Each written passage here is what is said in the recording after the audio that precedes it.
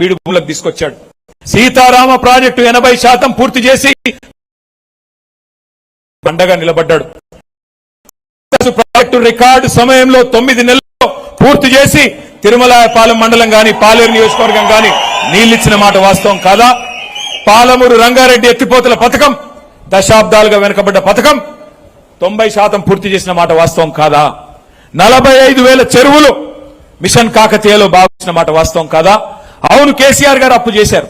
ఏం చేశారు? కేసీఆర్ అప్పు చేసి 70 లక్షల రైతుల ఖాతాల్లో 73,000 కోట్ల మాట వాస్తవం కాదా?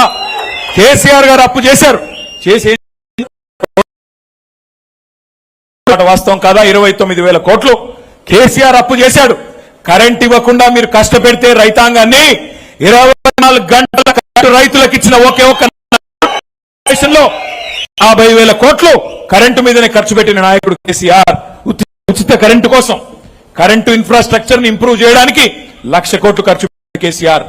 ఇవాళ నేను పాలేరుకొచ్చి ఇక్కడ హెలిప్యాడ్ లో ఎక్కడ దిగాను? నేను నర్సింగ్ కాలేజ్ ఉన్నదా? నర్సింగ్ కాలేజ్ ఇదివరకు ఉమ్మడి ఖమ్మం జిల్లాలో ఉన్నదా? ఇదివరకు మెడికల్ కాలేజ్ ఉమ్మడి ఖమ్మం జిల్లాలో 60 ఏళ్ల పరిపాలనలో ఎన్నడన్నా ఆలోచన చేశారా?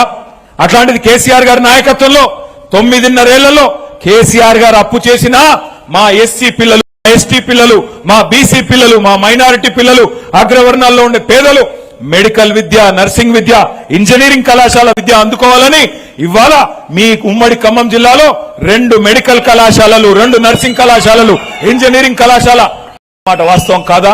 అవును, కేసీఆర్ గారు అప్పు చేశారు. 1000 గురుకుల పాఠశాలలు పెట్టి ఒక్కొక్క విద్యార్థి మీద 1,20,000 రూపాయలు ఖర్చు పెట్టి వాళ్లకు విద్యా బుద్ధులు నేర్పిండు కేసీఆర్. అవును, కేసీఆర్ అప్పు చేసిండు. చేసి ఏం చేసిండు? 15 లక్షల మంది ఆడపిల్లలకి పెళ్లిళ్లు చేసిండు.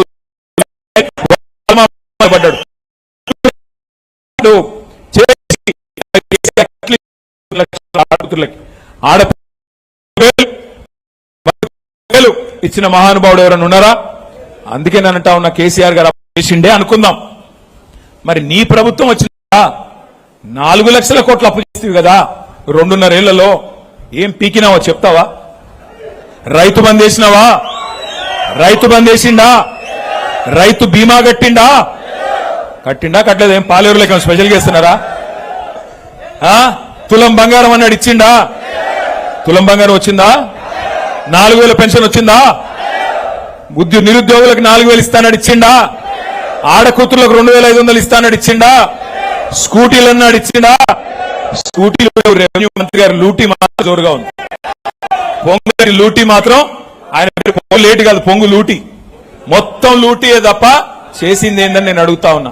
ఇంకా సిగ్గు లేకుండా మాట్లాడుతున్నాడు ముఖ్యమంత్రి. ఆయన మొన్న అంటాడు ఆదిలాబాద్ లో మీటింగ్ పోయి, ఎంత కండలు తిరిగిన పైల్వానైనా 3 నెలలనే పిల్లలు పుట్టిస్తాడా? ఎవడు చెప్పమన్నాడు రా నిన్ను?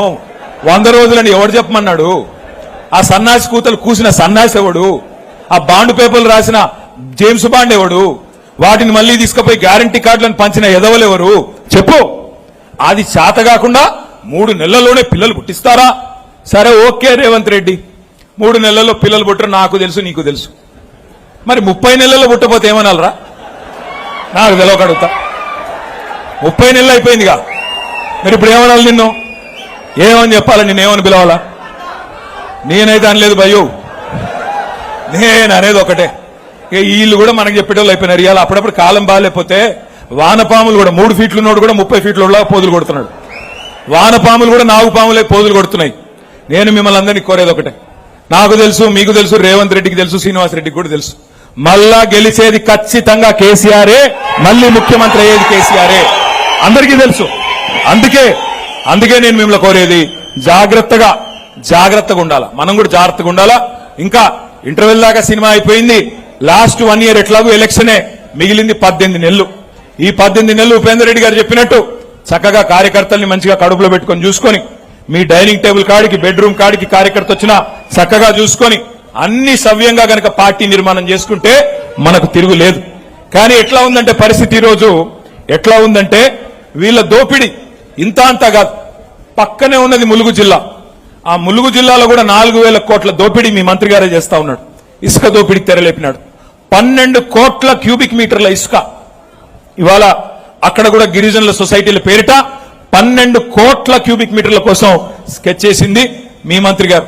చివరికి గిరిజనుల ఆరాధ్య దైవం సమ్మక్క సారక్క ఆ టెండర్లను కూడా వదిలిపెట్టలే. 70 కోట్ల టెండర్లు, దానికోసం కూడా మంత్రుల మధ్యన పంచాయతీలు, దానికోసం కూడా మంత్రుల మధ్యన కమిషన్ల కోసం కుమ్ములాటలు. నేను మీ అందరినీ ప్రార్థించేది ఒకటే, దయచేసి ఆలోచించండి, తొందరపడబాకండి, మనకు కూడా టైం ఉంది. ఇవాళ 1, 2 కాదు, దోపిడీ గురించి మాట్లాడితే చాలా ఉన్నాయి. కానీ